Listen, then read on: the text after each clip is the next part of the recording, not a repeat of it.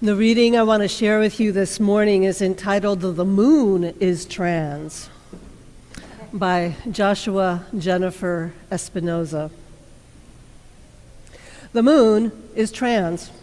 From this moment forward, the moon is trans. You don't get to write about the moon anymore unless you respect that.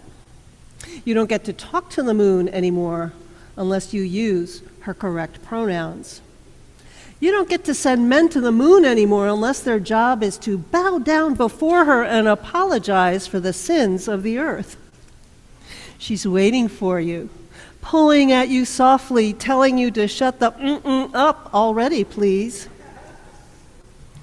Scientists theorize the moon was once a part of the earth that broke off when another planet struck it. Eve came from Adam's rib, etc., etc. Do you believe in the power of not listening to the inside of your own head? I believe in the power of you not listening to the inside of your own head. This is all upside down. We should be talking about the ways that our blood is similar to the part of outer space between the earth and the moon, but we're busy drawing it instead. The moon is often described as dead, though she is very much alive. The moon has not known the feeling of not wanting to be dead for any extended period of time in all of her existence. She's not delicate. She's not weak. She's constantly moving away from you the only way she can. She will outlive everything you know.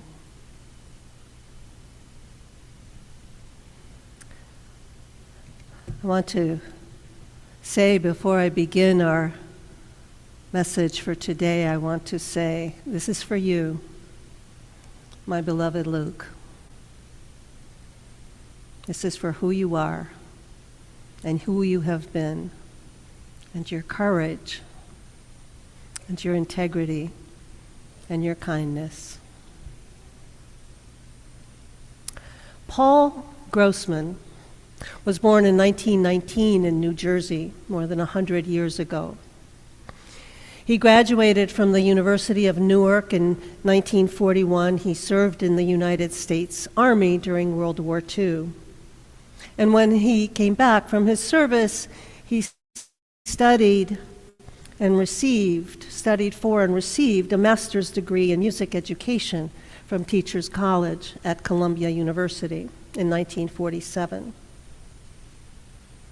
It's not clear from what I've read, at least so far, it's not clear when Paul Grossman made the decision or learned or accepted that the sex he had been assigned at birth did not fit the person he was.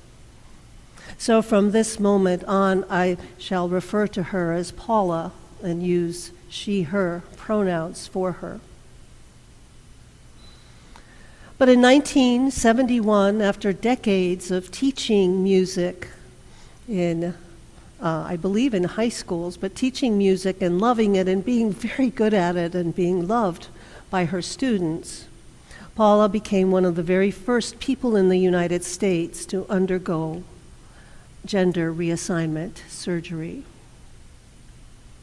And when she came back from her surgery, she was immediately called into the office of the administrators of the school district and told she could no longer teach music in the district.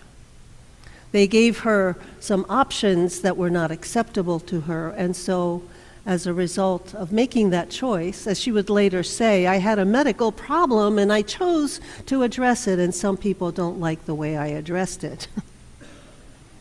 But as a result of that choice, her livelihood was taken away from her. It turned out that she appealed and appealed and appealed and continued to appeal and eventually appealed to the U.S. Supreme Court, and the United States Supreme Court did not take up her case.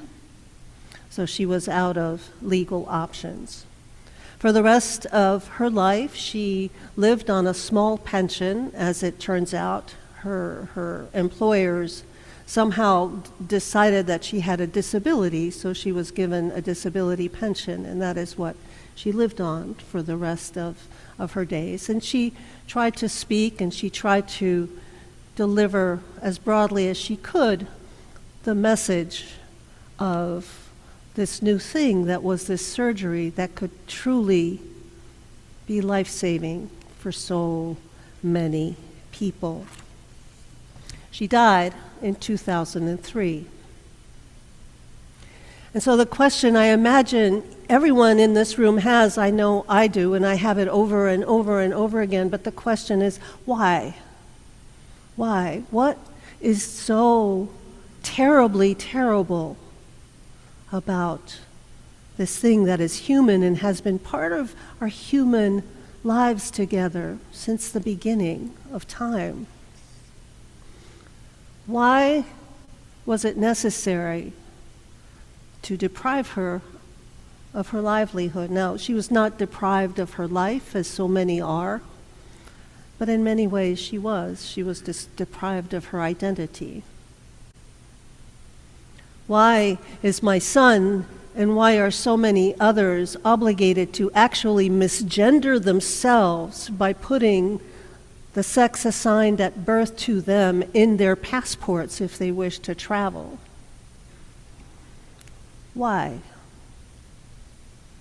Why is the violence against transgender folk, and as I said earlier, against transgender women of color, escalating? Why are there currently more than 1,000 new anti-transgender bills making their way through state legislatures when, geez, it was a mere 400 a year ago? Why is this hatred and intolerance growing? Now, I don't have a good answer for that. I think many people will say, well, I don't know, it goes against the laws of nature. And how do exactly the laws of nature work when people are born who are transgender and have been born? I don't know. Most people, I believe, who promote these laws, and by the way, there are currently six anti-transgender laws in Massachusetts making their way through the legislature. No state is immune from this. But I suspect the most common answer for this is that somehow God hates transgender people. God is a God of hate. God is a God of exclusion, not love. So at this moment, what I'd like to do is address that belief, address the historicity of it, address the relevance of it, and perhaps suggest a far different and far more expansive and far more liberatory notion of what the divine might be according to our own human history. Paula's cousin, Mark Samath, who has also passed away, was a rabbi and a scholar and a biblical scholar. And he made it his life's work to study the question I just raised. And in a book called The Word, which the word refers to the 4 letters of the Tetragrammaton, intended to represent God in the beliefs of the ancient Hebrews and their God, but it is unpronounceable by design, because how could we humans have the ability to speak the name of such an enormous and powerful God? Where did today's hypermasculine God come from? I don't know about you, one of the first things they taught me in seminary is, well, God's pronouns don't always have to be him, her, he, him. Could be her, could be they. I like they, so that's what I use. And I also want to say that so many of us, over the years that I've had the privilege of ministering in our incredible congregation, so many of us come into this faith because of the religious malpractice we suffer and the exclusion we suffer in so many faiths that adhere to this small, angry God. So I want to begin with the fact that the God, as spoken of in the Bible, not only has many different personalities in the Hebrew Bible and many differences. God appears in many different ways. But when the God of the Hebrew Bible was coming into the presence of the Fertile Crescent of the ancient world, there were many, many, many multiply gendered, transgendered gods and goddesses, deities in the ancient Fertile Crescent. So the god of the Nile, for example, of ancient Egypt, the most powerful being in the life of ancient Egypt, was venerated as a man, as a male, and as a female. The ancient god of Babylon, Marduk, was represented as a male figure with very large breasts, and is prayed to as the mother who gives birth to all children and the father who begets all children. The goddess Ishtar, goddess of love and beauty, is revered for her manliness. The Talmud, this according to Rabbi Samath, named an entire spectrum of genders. It named male, it named female, it named intersex, it named indeterminate, it named male to female and female to male as all distinct genders. How did we get so dumb, so many of us? It's not a kind question, but I have to ask it. So I want to take us back now to the very first story of creation in the Hebrew Bible. There are two of them. You all know the Adam's rib run, right? Aside from the Spencer Tracy, Katharine Hepburn movie. But in the very first, literally the first pages of the book of Genesis, when God decides, after creating all this extraordinary universe with everything in it, decides to create humanity, God takes a bunch of dirt, a bunch of mud, which is what Adam means, takes a bunch of dirt and does not say, okay, Adam, you are a man, and eventually I'll think about making a partner for you. But God says this: we make you in our own image.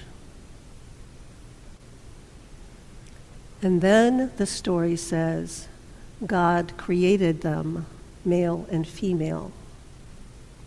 God is just not just one entity. God, the first God in the Hebrew Bible, contains the entire spectrum of what humanity is. Because what humanity is in the image of this vast and wondrous God. Now, the other story you don't need me to repeat. God felt sorry for Adam. Adam was needy and lonely. So God put him to sleep, took a rib, and made Eve, who then became the scapegoat for everything that's wrong with the world. There ain't no justice, man, for these. Anyway, never mind.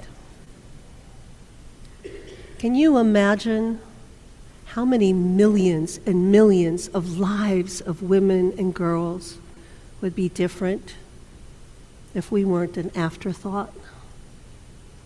If we weren't an inferior, sinful part of the story? If we were actually what we were in those scriptures, if we were one of the representations of this beautiful, vast, inclusive deity that loved all gender expression, all of the potential, who speaks in one of the Psalms, I believe it's Psalm 119, and says to each of us, you are fearfully and wonderfully made, and I have known you and loved you from the beginning. We My friends, my beloved friends, you and I are the love people. We are the people of tolerance. We are the people of continuous learning. We are the people dedicated to reason and science and hope. And I imagine that I'm speaking to the choir this morning, that most of us here don't carry that kind of hatred in our hearts, but we're around it all the time. And I don't know how often any of us actually interrupt it or have the ammunition to say, you know what? 5,000 years ago, our ancestors knew better, and this is the God they imagined.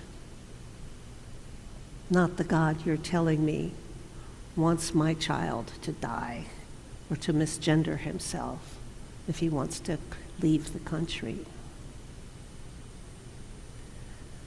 So I offer this to you this morning, and I'm going to make an ask too.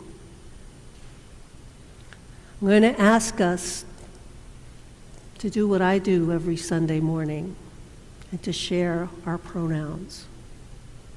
And if you don't know what your pronouns are, you can talk to me afterwards, or we can help one another find those things. But it is a small thing each and every one of us can do to show respect and love for those people of courage and integrity who need to hear that they are loved among us. Amen, beloved Hashem, and blessed be.